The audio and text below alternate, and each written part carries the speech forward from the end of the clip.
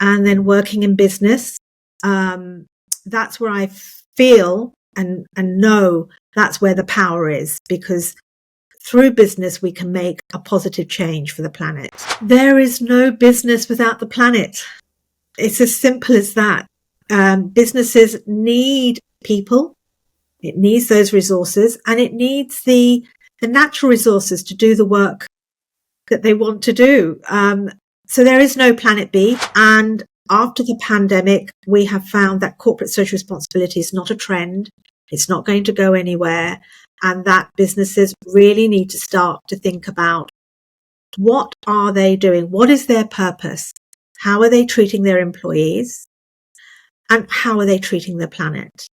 And it's a very fundamental concept. Legacy needs to start now, because the planet needs us now. It doesn't need us when we're in our 70s, 80s.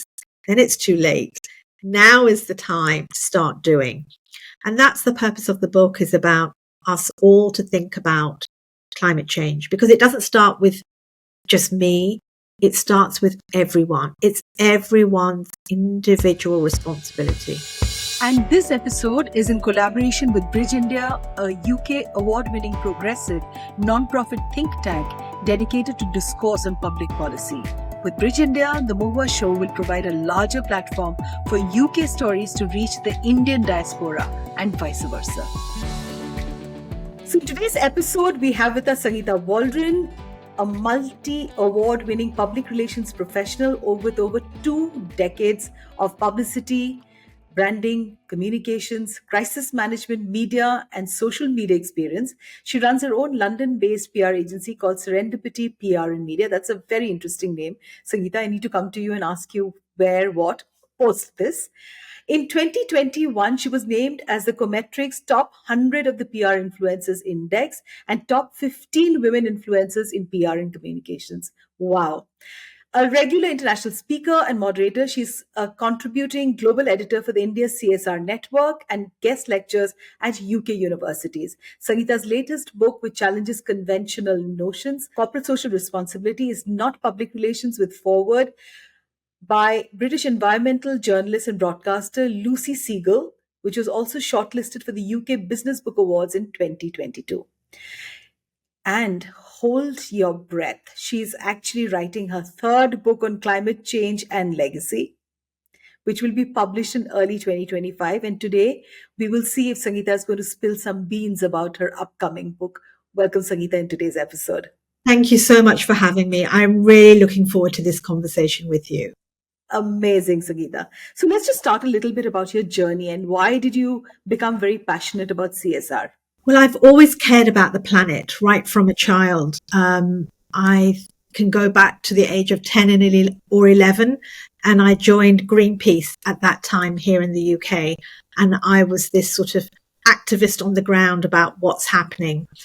And I was born here in the UK, but I've lived in India for 9 years. And it's when I lived in India that I really understood the elements, water, heat, and eating in season. All these kinds of things that we take for granted here in the West are precious in India.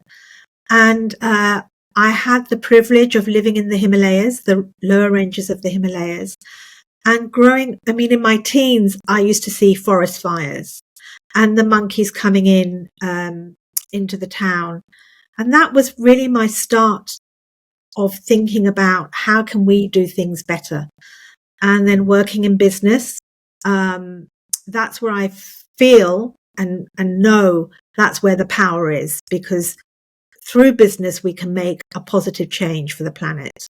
So that's really where my journey started and is still continuing. So the inspiration was the Himalayas in India. Yes. And we both relate to it because I did my first writing workshop ever in my life, my solo trip in the Himalayas. So we have a lot in common. And unfortunately, now there are a lot of flowers that are blooming pre-season, across the Himalayas there. And, people are very worried about it. So obviously we're all sitting on a time bomb. Bangalore had a lot of water issues and the heat was unbelievable. I just felt that I was probably in the northern part of India, because Bangalore has been very, if it's very hot, you always get the rain. So yes, we know that we are on a time bomb. So, businesses in India definitely look at CSR, but it's still upcoming. It is not very much a part and parcel, of the work that we do. So why do you think that it is extremely crucial for businesses, to look into CSR? There is no business without the planet. It's as simple as that. Businesses need people. It needs those resources, and it needs the natural resources to do the work that they want to do. So there is no planet B. We know that. And while India has been at the forefront on a lot of things, such as corporate social responsibility, the first country in the world to implement a CSR law, which is corporate social responsibility, it's not fully integrated that concept into the business mindset. And it's not just India, it's globally. We've seen this kind of CSR is over there. It's something that other people do, but really it is at the heart of business. And it's one of the things the global pandemic has taught us and shown us. Oh, for sure, absolutely. The pandemic was a huge game changer, I think, for businesses, and the way real estate also had took a severe beating, because this entire concept of working from home, which really reduces the traffic on the roads in Bangalore, which is always choked. And so, absolutely. Now, just let's talk a little bit about your book. There are some of the global issues that have been discussed in the book. So, how can we relate that to CSR? In every single way. So first of all, corporate social responsibility is for all kinds of businesses, small, medium, large, new, established, any kind of sector, wherever you're located in the world. It applies to everyone. And corporate social responsibility is so simple. It's about doing business better. It's about doing business better for the planet and for your employees. And again, that's something the pandemic has taught us. And we have this global shift in the workplace where we're all now still working from home, or, we're reflecting on our well-being. These are all elements of corporate social responsibility. Absolutely. Well-being is a huge, huge topic that, Sangeeta, you and me can like really veer into it and not come back, because the index for loneliness and, work pressure, all of that is seriously shaping up, across the world and also in India today. And there are so many terms that I'm beginning to learn that I never ever knew about, about trauma and, so many things that, my generation of people never even addressed it. And then you find yourself caught with diseases that affect your body. So it's extremely interesting. So your book encourages a change of mindset within organizations, particularly pre and post pandemic, which I've lost friends during the pandemic, and we've seen laborers walking through the heat, and I can never ever get over that side. So tell us a little bit, within the book, what is it that you've discussed in this shift in the mindset? So the book covers everything. And, when I was writing the book, when I first started to write this book, I was watching, the pandemic hadn't happened. The pandemic really came around in March 2020. And what I was watching on my screen, my TV screen here in the UK, was the Australian bushfires happening and everything burning. And I thought, God, how can I help make a difference? And suddenly I thought I could do that through business. I could help businesses to understand how just to do better by the planet. And that's when I started writing the book. And then we went into the pandemic. And as I was writing the book, corporate social responsibility was being discussed everywhere. And as I was writing the book, data after data was coming out from all around the world and from big organizations, Harvard Business Review, organizations such as PricewaterhouseCoopers. Everyone was discussing corporate social responsibility. Why? Because we were all sat at home looking outside and what was happening and how businesses were doing and how businesses were treating their employees. So the book really was timely. It was as though it was in sync with what was happening globally. And after the pandemic, we have found that corporate social responsibility is not a trend. It's not going to go anywhere. And that businesses really need to start to think about what are they doing? What is their purpose? How are they treating their employees? And how are they treating the planet? And it's a very fundamental concept. It's not complicated. And in fact, in India, lots of businesses have started with purpose. They, and we're talking about businesses that in India that started over 100 years ago. They started from purpose. And here in the West, we're discovering this concept of purpose, intent.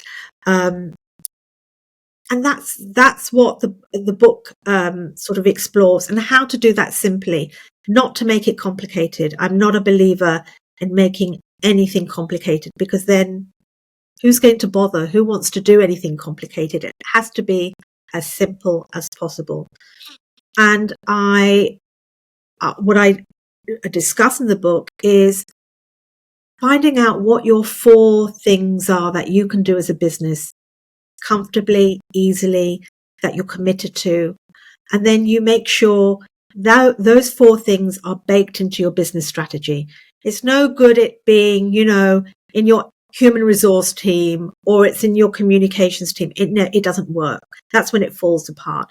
It has to be at the heart of your business strategy, and it has to be communicated internally. That's the other thing about corporate social responsibility. It's not just the external comms, it's very much the internal communications. So maybe, you know what, Sangeeta, you could share a few strategies, because India has this huge chunk of the SMEs, small and medium-sized entrepreneurs. And I have a lot of listeners actually who are from that sector. So if you could just share, maybe 1 or 2 tips on what is it that they can do to make, their work environment for example, we have a lot of women in the clothing sector, because a lot of manufacturing does happen here. And it's just now that people are talking about separate toilets for women, and wages. Of course, that still remains a gray area. So what are those little things that they can incorporate without really burning a hole in their pockets, and adopting a few easy processes for corporate social responsibility? Well, for small businesses, it's really easy, because you've got either you're a solo entrepreneur or you might have maybe up to 5 employees. It's finding the one thing you're passionate about. If you're passionate about sustainability, so if you're a clothing, you're a designer, and you're a single person creating fashion, then make your fashion sustainable. There's so much out there to support you now, to allow you to be sustainable and to create short sort of supply chain and demand. If you're a woman working in an organization and you don't have access to a clean toilet, your own toilet, find out, get together with the other women in the organization and take those demands to your human resource and start to talk about what you want, because that should be a given. That isn't a demand. That should be happening. It's non-negotiable. Yes, absolutely. But really, for businesses, whatever size you are, is to think about the one thing you're passionate about and the one thing you can truly, authentically do. It's not a thing. It's not a short term. This month we'll think about recycling. You have to be committed to that objective. You've got to build that in to your business strategy. And that means your supply chain will follow through. That means the partners that you make and collaborate with will be true to that one passion.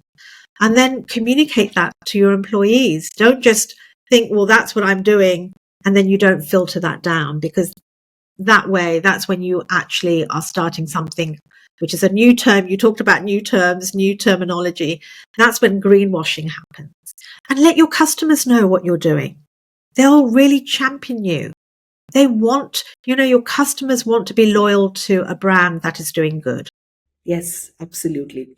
So we're going to talk a little bit, about the fact that, in your book, there's a special chapter on India.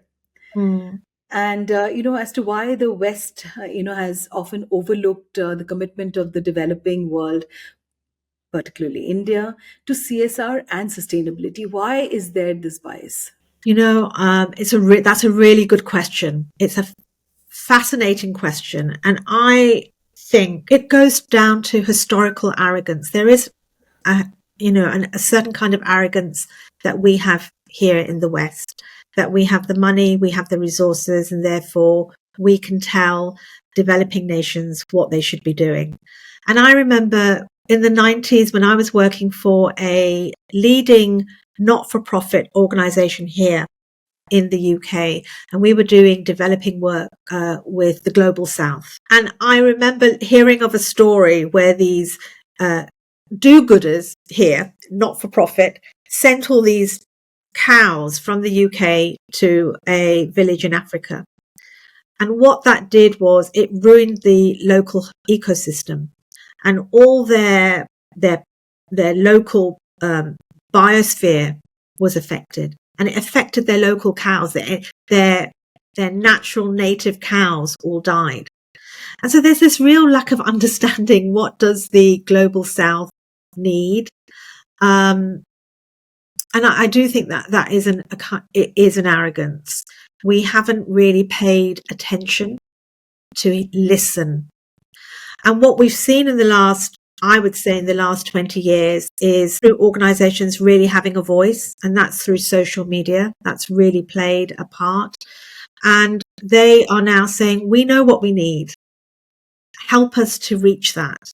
We know how to live with our local biosphere, but we need support. And also there is this sort of global outlook that, here in the West, we've put so much carbon in the atmosphere, CO2. Now we don't want the developing world to add to it.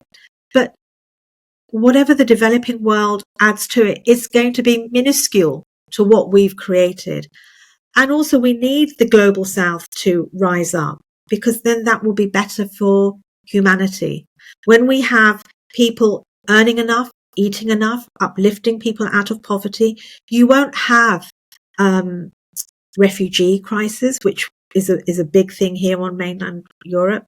You're investing in local communities, and investing in local communities is good for the planet. Everything is interconnected. There isn't just one answer for everything. But I do believe we in the West have started with this kind of, we know it all. And I'll just say one other thing. I was at COP26 here in the UK in 2021. And for the first time in my living experience of doing this work, I saw India having a seat at the table, and not just a seat at the table. It was telling other countries what it wanted, what it was doing, and announcing that it was investing in smaller nations. And I thought that was just, for me, that was huge, because we've never seen India take that position. And now with fast forward to 2024, we're seeing more of these kinds of commitments coming out of India. Which is amazing, and India is changing for sure. I was just talking about it yesterday that I'd gone in to get my passport going, and it was all such a breeze, unlike the many, many years back when, one had to wait on, and here was everyone who was wanting to help you. It was all regulated. And so, yes, of course, India has to change, because we are definitely looking at the world and wanting to compete in the same space. So even if it's a little slow, it is going to happen. So could you just tell us some of the India's pioneering brands, that you have mentioned in your book, who have been driving change, because change is the need of the hour. And do you think that India can be leading the world in this? Another good question. In the book, my favorite brand is the Ayurvedic brand, Dalbul, because I love that story because that started from a village. It was about a purpose, about how this doctor could help the villagers with things like malaria and other sort of ailments. And that's how Daba grew into this very purpose-driven corporate social responsibility brand. Then you also have Tata, that's doing some great work, some really good initiatives, and Tata's such a big brand, and all the brands that come under it, such as the Taj, have really invested in bringing the tiger back from the brink of extinction. But also, I think there are some of the lesser known brands, and you mentioned at the beginning, I write for a platform called India CSR Network, which was set up by a gentleman called Rushan Kumar. Now, in around 2011-12, he set it up. And at that time, I was working for a very big American news platform, writing on sustainability. And he would always connect with me, send me an email and say, look, I'd love to share your stories on the platform. And we had this collaboration going. And I mean, Rushan was doing that in 2011, 2012, before India came out with its CSR law. And I think he's a real pioneer. He's a real forward thinker. And English is not his natural medium. And I think, we also have this snobbery that if you don't have English, then somehow you're not a clever thinker.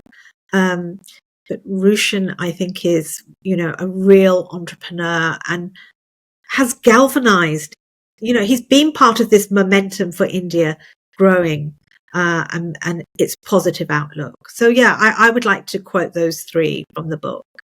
Oh, amazing. So, what challenges do you think brands face, in implementing CSR?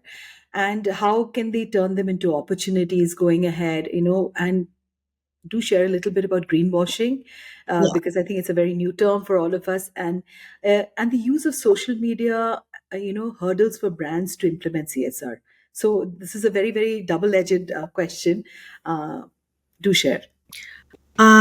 So greenwashing is a term that we all discovered during the pandemic. And what it means is those companies, those brands that are pretending to do good things. That's what it is. That's the basic explanation of greenwashing. And what are some of the challenges for brands? Is about, lying. If you're pretending to do something, then in this day and age, because of social media, there is nowhere to hide and nowhere to run because people will call you out and they will call you out very quickly.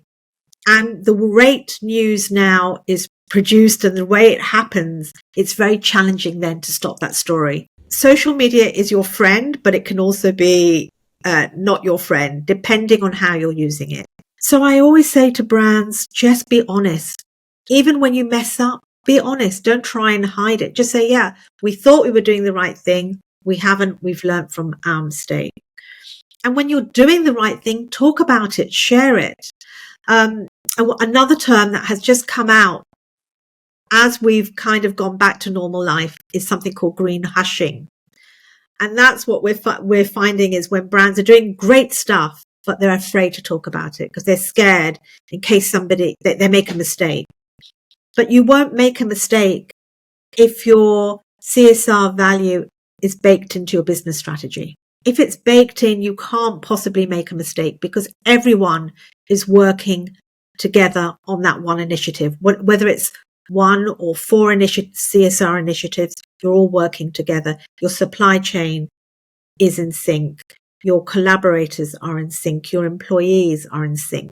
So that is the challenge. And a good example of how you can use your social media when you're being authentic is we have a brand here in the UK, which is a shoe brand, a shoe repair company.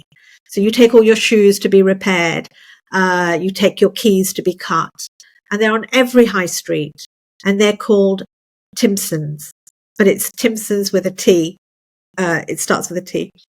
And that CEO, he constantly talks on X, which used to be called Twitter. He constantly talks about what they're doing with their CSR initiatives, what they're doing for their employees, what kind of causes they are supporting, the kind of customer service you can find in any outlet, and how they're true to their CSR initiatives. And he's constantly talking about it every day. And he's raising awareness of the brand. He's gaining loyal customers. And it's a strong brand. It's not going to disappear from the high street. So when you're authentic, and it goes for anything in life, if you stand in your truth, you can do anything. It doesn't matter. I completely agree with you. It completely resonates with me that, if you stand in your truth, that there's nothing that can deter you in your path ahead. And you will never be frightened because you know what? You walk your talk. Yeah. So yeah, Sangeeta, this just totally resonates with me. Let's just talk a little bit, about climate change and legacy, your third book. And we're very excited about your upcoming book. And if you can just share a few sneak peek about the book, for all our listeners, that would be wonderful. I'd love to. I mean, I've been writing this book for over a year now. It'll be published next year, early next year. And I'm pleased that so for my second book, Jayco Publishing in India took my book and published it in India. And that was a huge moment for me. So I'm pleased that Jayco once again is behind this book. And what I've done in this book is different from my last book, but it's a continuation of the work. And I have spoken to over 30 thought leaders, experts from all around the world, from the fields of science, some of the leading scientists from NASA, from the World Meteorological Organization, from business people, from people working in the military, to indigenous leaders.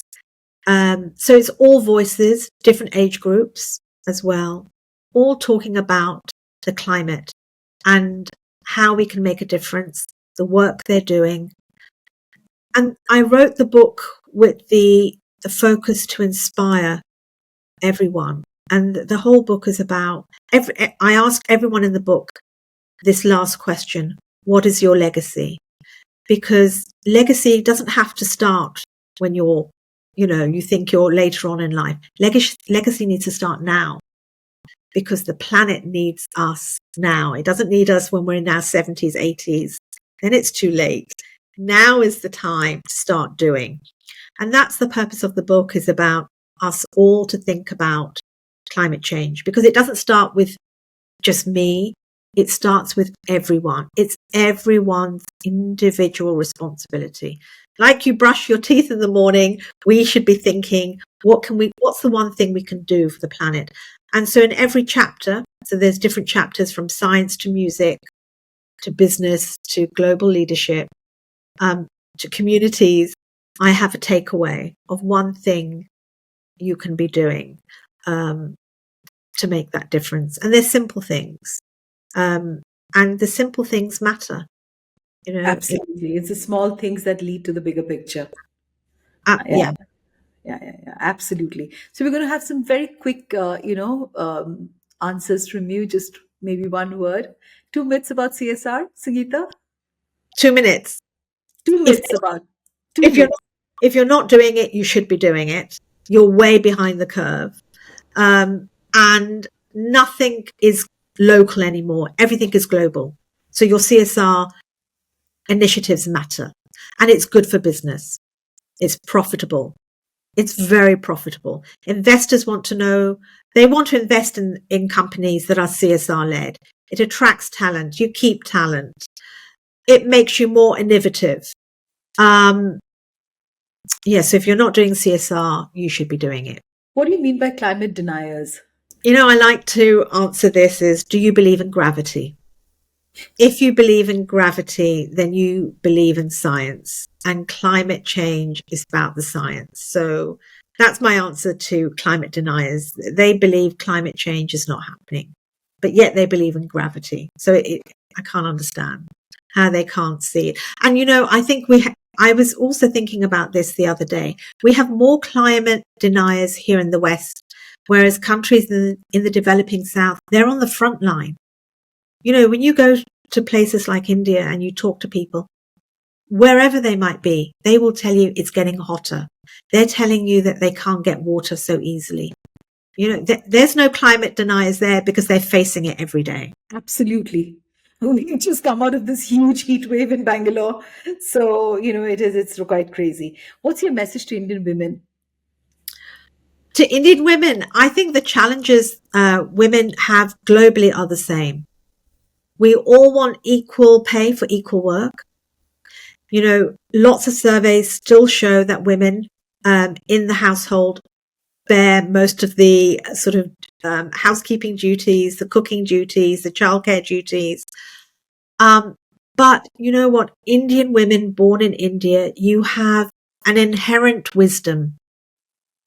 You understand how to work with the seasons. You understand how to love your items, how to pass them down, how to make things go that extra. Don't lose that wisdom, because here in the West, we're trying to learn that. We want to learn about Ayurveda. We're suddenly now talking about oiling our hair. We're talking about all the things that in India is just part of your DNA. So don't lose that. Don't lose that wisdom. And one question, do you think that India has gone too far in copying the West? Yeah. When I go I'll tell you this very quick story. I remember about 6-7 years ago, I was in Delhi and we were walking in this mall. And I said to my husband, I didn't say it, actually, I thought, oh my God, I recognize that man's sweater. I don't know what I saw this. I thought, I recognize that sweater.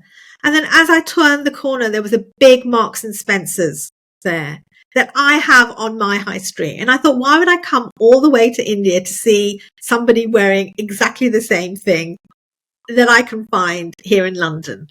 And I think India is full of artisans, and that is part of the DNA of the fabric of the country.